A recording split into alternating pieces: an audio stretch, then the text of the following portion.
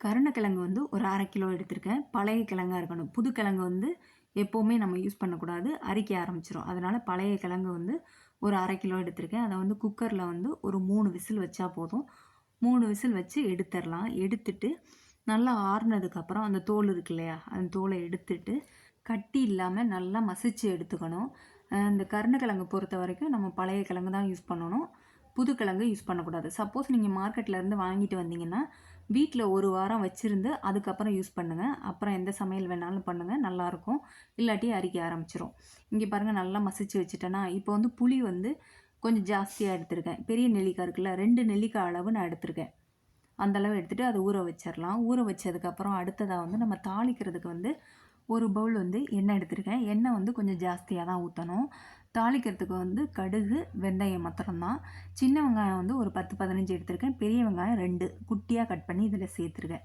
இப்போ வெங்காயம் நல்லா வதங்குனதுக்கப்புறம் ஒரு 10 பச்சை மிளகாய் இருக்கு இல்லையா? அத வந்து குட்டியா கட் பண்ணி இதில சேர்த்துருக்கேன். அதுக்கப்புறமா கருவேப்பிலை, கொஞ்சமா உப்பு இதெல்லாம் சேர்த்து வதக்குனதுக்கப்புறம் 4 தக்காளி இருக்கு இல்லையா? அதையும் குட்டியா கட் பண்ணி இதில சேர்த்துட்டு நல்லா வதக்கிறலாம். பெருங்காயத்தூள் வந்து கொஞ்சமா இதில சேர்த்துருக்கேன். 1/4 டேபிள் ஸ்பூனுக்கு கம்மியா. அதுக்கப்புறம் நம்ம மசிச்சு வச்சுருந்தோம் இல்லையா? கருணக்கிழங்கு. அத இதில சேர்த்து நல்லா வதக்கிறலாம்.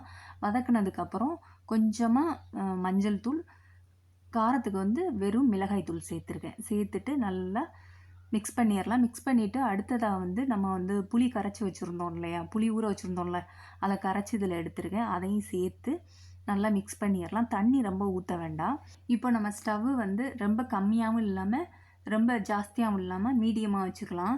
இப்போ பாருங்க இதுதாங்க லாஸ்ட்டா இருக்கணும். இந்த அளவுக்கு நமக்கு அந்த மசியல் வரணும். அந்த எண்ணெயெல்லாம் பிரிஞ்சு இந்த அளவு கெட்டியா இருக்கணும். அவ்வளோதாங்க நம்மளோட கருணக்கிழங்கு மசியல் ரெடி ஆயிருச்சு. இந்த கருணக்கிழங்கு மசியல் வந்து இட்லி, தோசை, சாம்பார் சாதம், தயிர் சாதம், அப்புறம் சூப்பு வைப்போம் இல்லையா? அதுக்கு காம்பினேஷனா சூப்பரா இருக்கும். புளிக்குழம்பு தவிர எல்லாத்துக்குமே நல்லாயிருக்கும். நான் ரெடி பண்ண கருணக்கிழங்கு மசியல் உங்களுக்கு பிடிச்சிருந்ததுன்னா, நீங்களும் ட்ரை பண்ணி பாருங்க. லைக் பண்ணுங்க, ஷேர் பண்ணுங்க, சப்ஸ்கிரைப் பண்ணுங்க.